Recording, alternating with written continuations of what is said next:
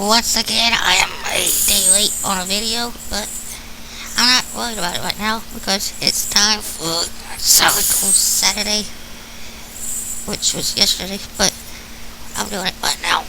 Before I get to that, I want to remind everyone to check out that link in the description for the Jake the Snake Roberts petition to get him into the 2014 WWE Royal Rumble in January.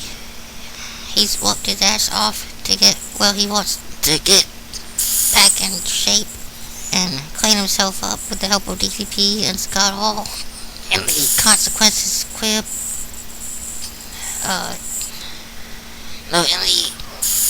In the Accountability Crib, is what they call it.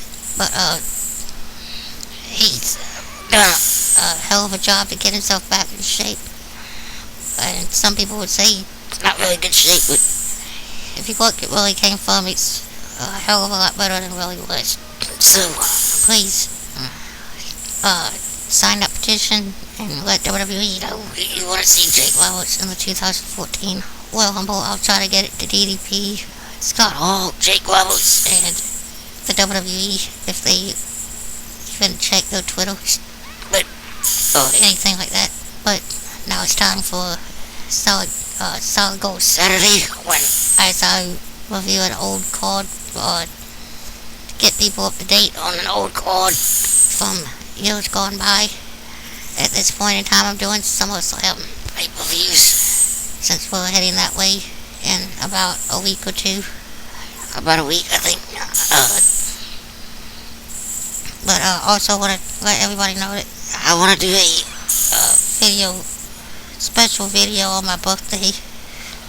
I want to do something special for not for my birthday, but for my 100th video that's coming up very soon. My 100th video should be up maybe Monday, Tuesday, I think. So look out for that. And I want to do question and answer Q&A. I want to do a Q&A. So please send me questions on YouTube, my YouTube inbox, or go to, if you're in one of the various groups I'm in, please, when I post this in the group, please post me your questions there. But now let's get to the card. First up is Bam Bam Bigelow and IRS. I believe at this time they were part of the corporation, the $1 Million Team, led by the $1 Million Man, who was a manager at this time.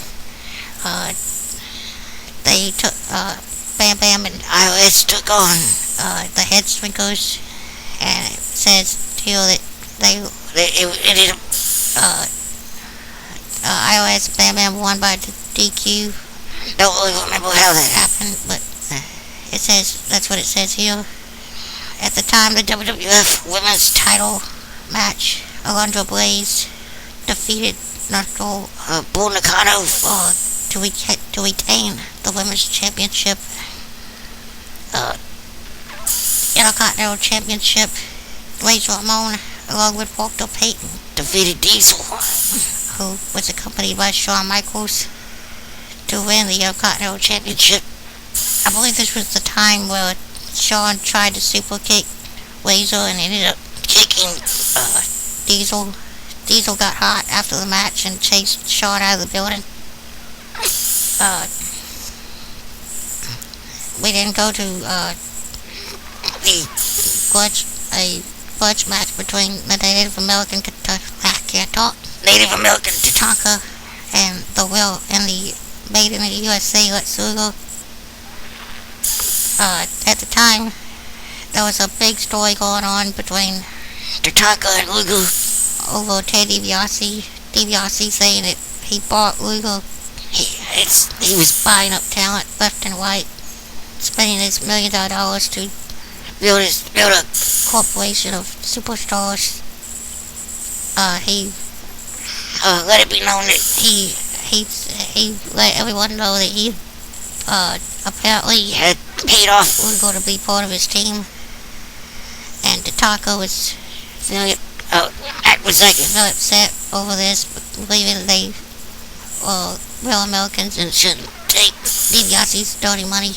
But by the end of the match, it turned out that Tatanka was the one that was actually selling out to the $1 Million Man, as they called it. Tatanka turned heel and won the match. The next match, Jeff Jarrett defeated the 500 some odd pound Mabel. One of the co-main events was the WWF Championship in a cage. Bret Hitman Hart defeated Owen the Rocket Hart to attain the championship. After the match, all hell broke loose as Jim Neidhart, who was sitting at ringside with the rest of the Hart family, Neidhart jumped the cage, and Owen and Neidhart both beat down Bret. This brought in the British Bulldog and the rest of the Hart family to chase Owen and Neidhart out of the building.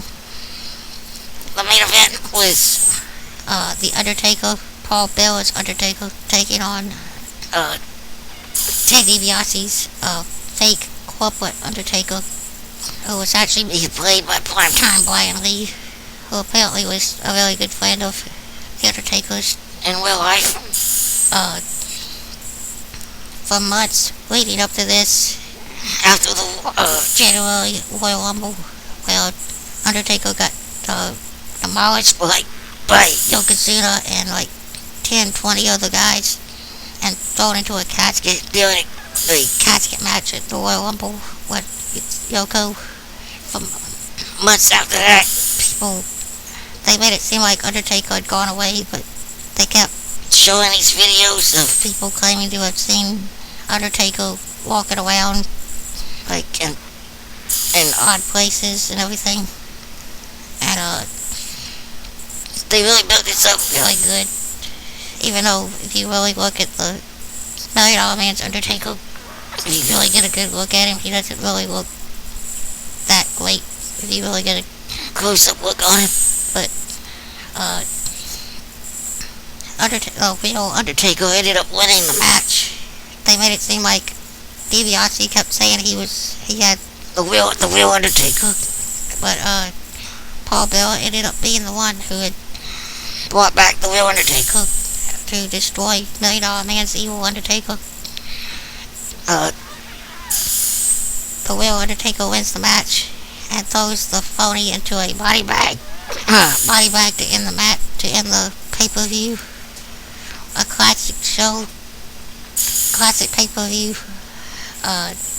If you haven't seen it, go back and watch it, even though I've told you everything that happened, but go back and watch it anyway. It was very good, especially the last two matches. But that's been Solid Gold Saturday for this week. I'll be back tomorrow and the rest of the week for the rest of my videos. See you.